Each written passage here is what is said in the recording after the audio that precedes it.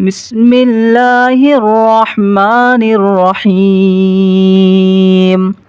الحمد لله الذي أنزل على عبده الكتاب ولم يجعل له عوجا قيما لينذر بأسا شديدا من لدنه ويبشر المؤمنين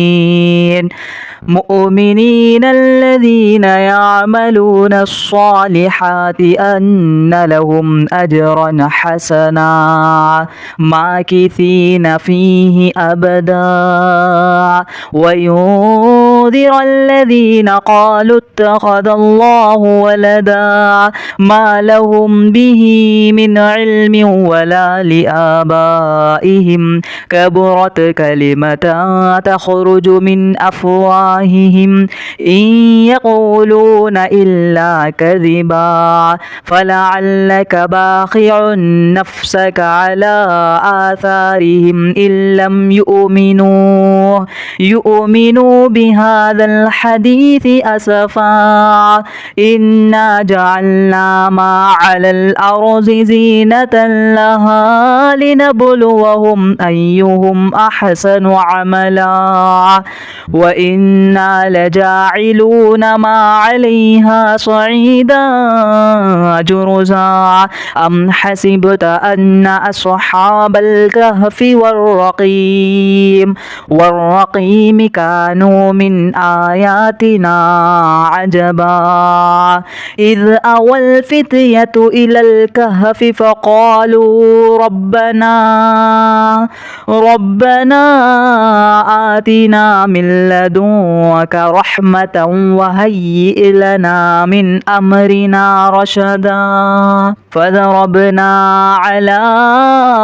آذانهم في الكهف سنين عددا ثم بعثناهم لنعلم أي الحزبين أحصى لما لبثوا أمدا نحن نقص عليك نبأهم بالحق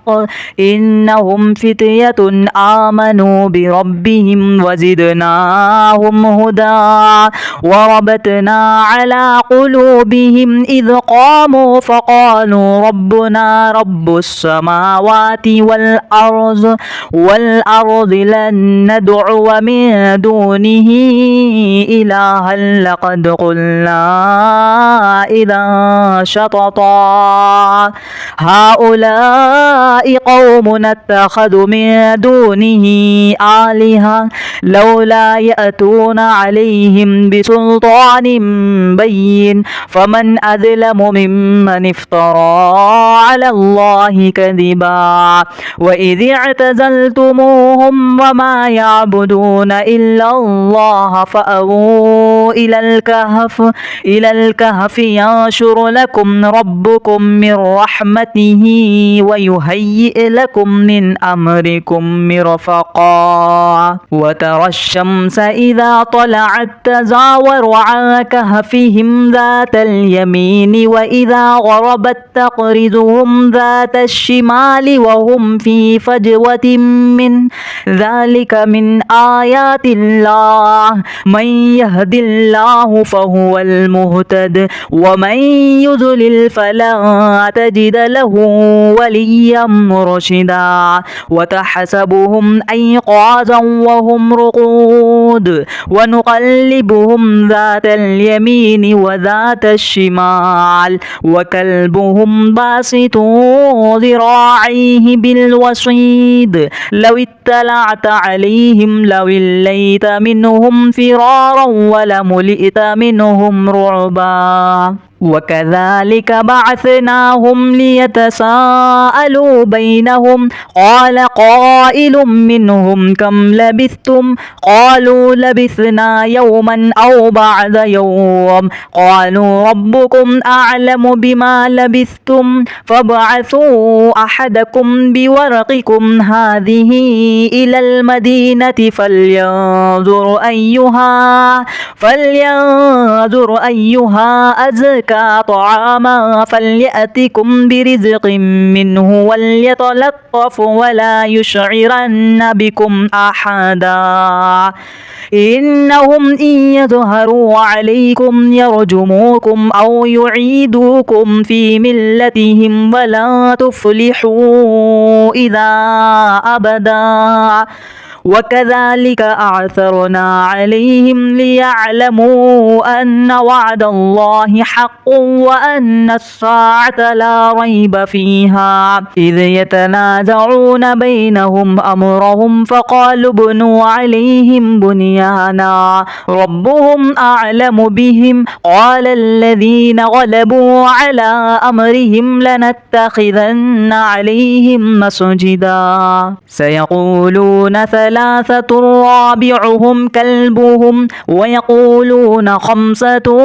سادسهم كلبهم رجما بالغيب ويقولون سبعة وثامنهم كلبهم قل ربي أعلم بعدتهم ما يعلمهم إلا قليل فلا تمار فيهم إلا مراء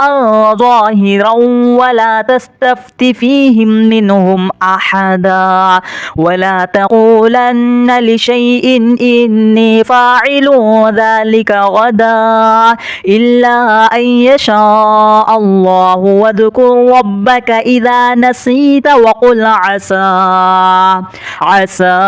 أن يهديني ربي لأقرب من هذا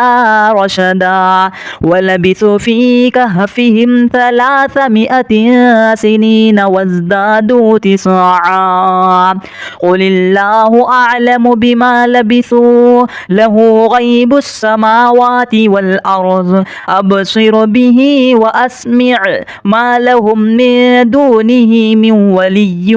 ولا يشرك في حكمه أحدا واتل ما أوحي إليك من كتاب ربك لا مبدل لكلماته ولا تجد من دونه ملتحدا واصبر نفسك مع الذين يدعون ربهم بالغداة والعشي يريدون وجهه ولا تعد عيناك عنهم تريد زينة الحياة الدنيا ولا تطع من أغفلنا قلبه عن ذكرنا واتبع هواه وكان أمره فرطا وقل الحق من ربكم فمن شاء فليؤمن ومن شاء فليكفر إنا أعتدنا للظالمين نارا أحاط بهم سرادقها وإن يستغيثوا يغاثوا بماء كالمهل يشوي الوجوه بئس الشراب وساءت مرتفقا إن الذين آمنوا وعملوا الصالحات إنا لا نضيع أجر من أحسن عملا أولئك لهم جنات عدن تجري من تحتهم الأنهار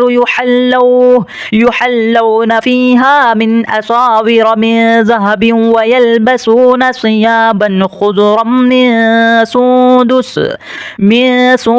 واستبرق متكئين فيها على الأرائك نعم الثواب وحسنت مرتفقا واضرب لهم مثلا رجلين جعلنا لأحدهما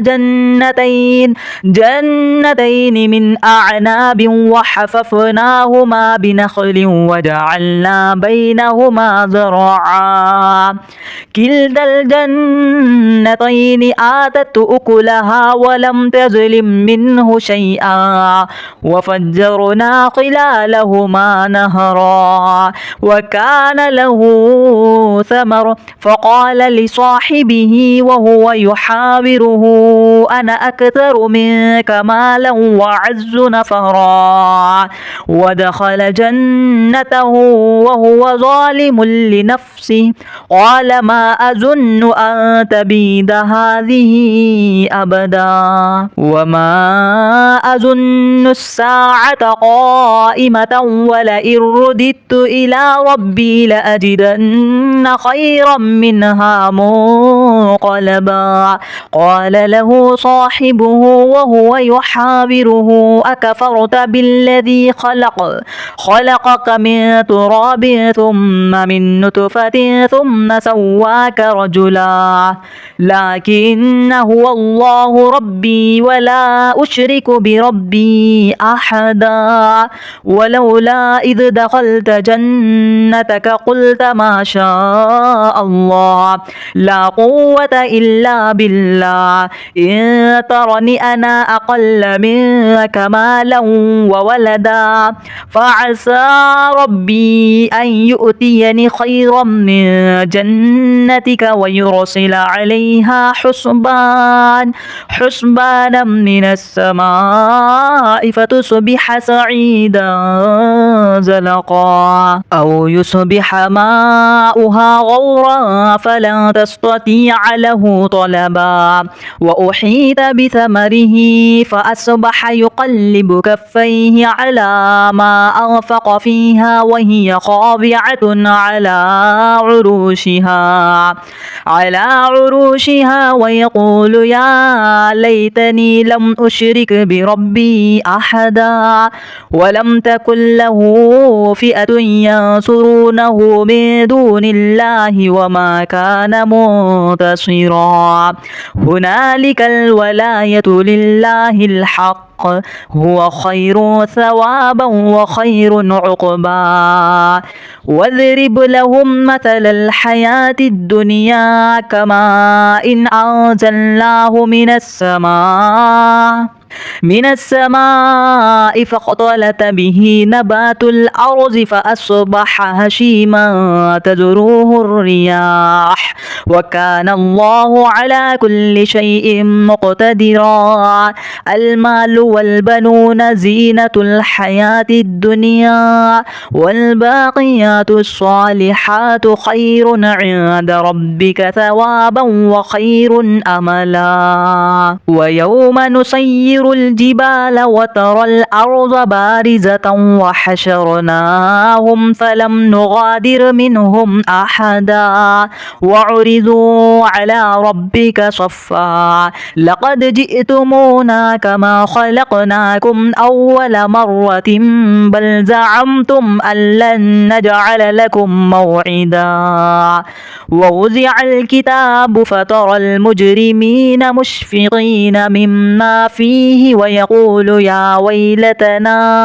يا ويلتنا ما لهذا الكتاب لا يغادر صغيرة ولا كبيرة إلا أحصاها ووجدوا ما عملوا حاضرا ولا يظلم ربك أحدا وإذ قلنا للملائكة اسجدوا لآدم فسجدوا إلا إبليس كان من الجن ففسق عن أمر ربه أفتتخذونه وذريته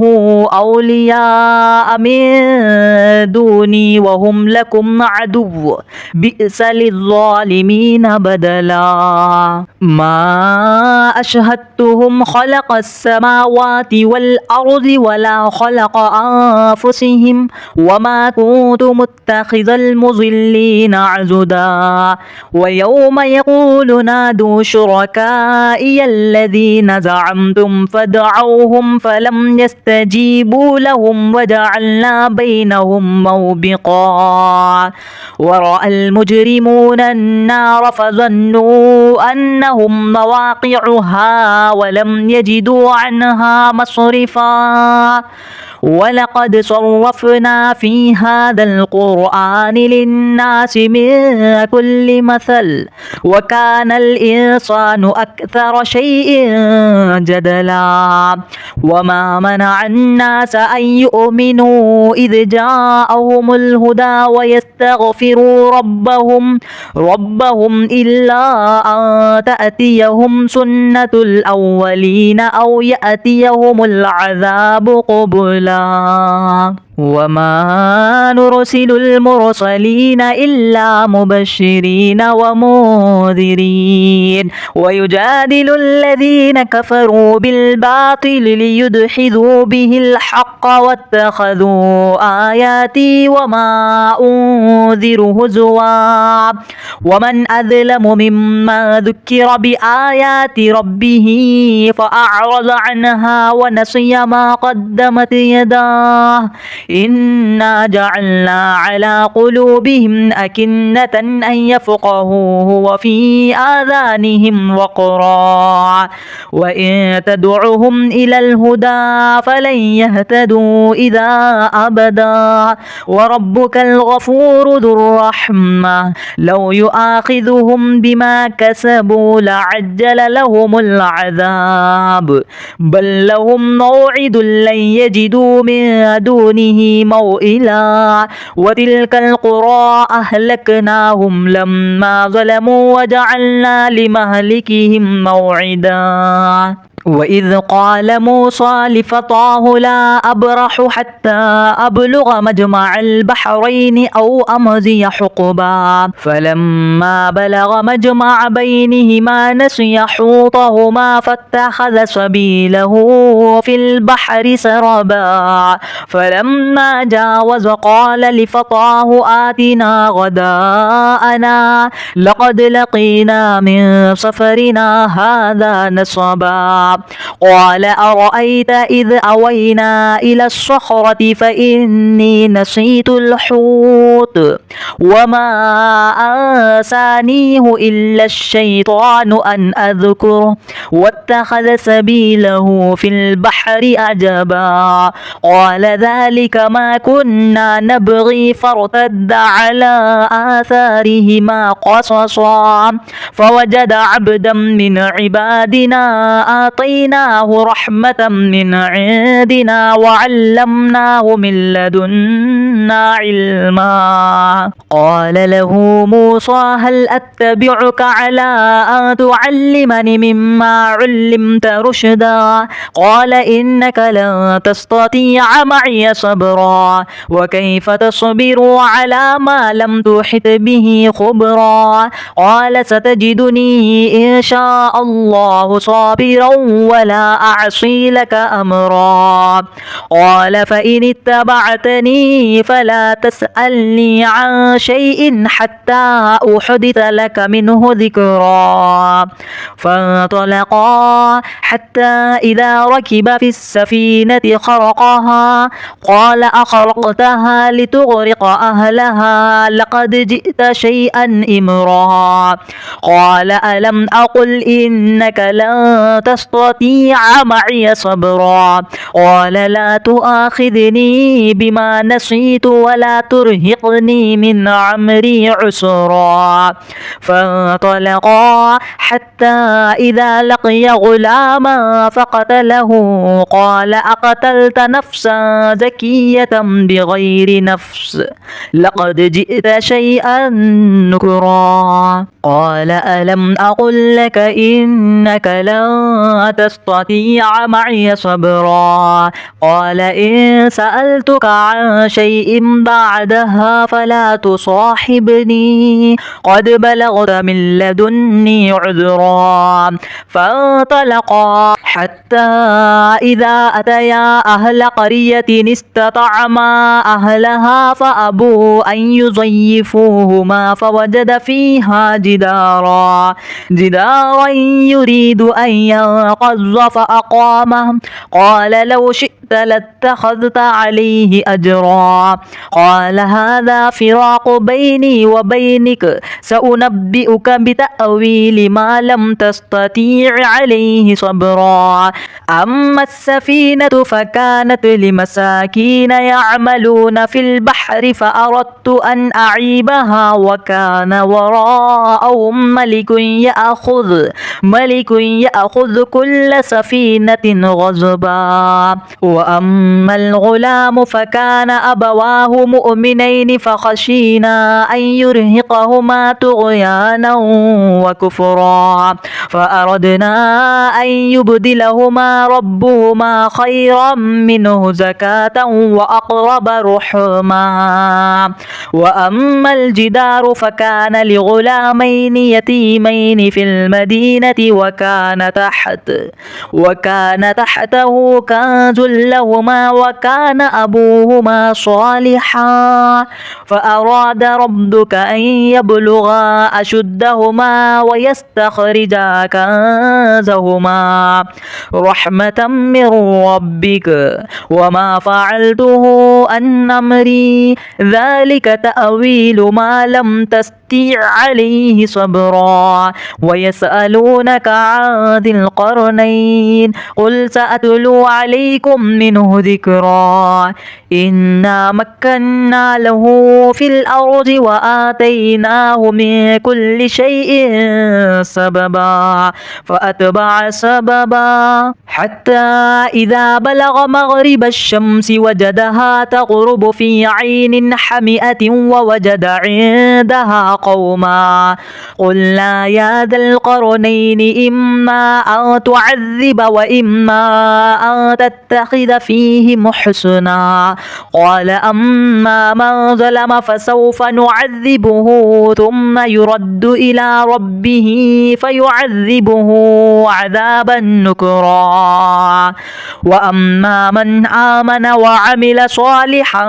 فله جزاء الحسنى وسنقول له من أمرنا يسرا ثم أتبع سببا حتى إذا بلغ مطلع الشمس وجدها تطلع على قوم لم نجعل لهم من دونها سترا كذلك وقد أحطنا بما لديه خبرا ثم أتبع سببا حتى إذا بلغ بين السدين وجد من دونهما قوما لا يكادون يفقهون قولا قالوا يا ذا القرنين إنا يأجوج ومأجوج مفسدون في الأرض فهل نجعل لك خرجا على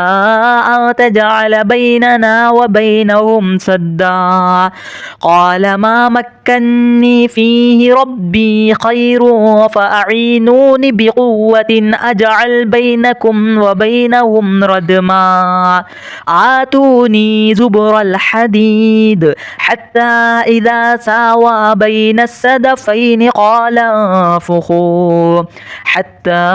إذا جعله نارا قال آتوني أفرغ عليه قطرا فما استطاعوا أن يظهروه وما استطاعوا له نقبا قال هذا رحمة من ربي فإذا جاء وعد ربي جعله دكا وكان وعد ربي حقا وتركنا بعضهم يومئذ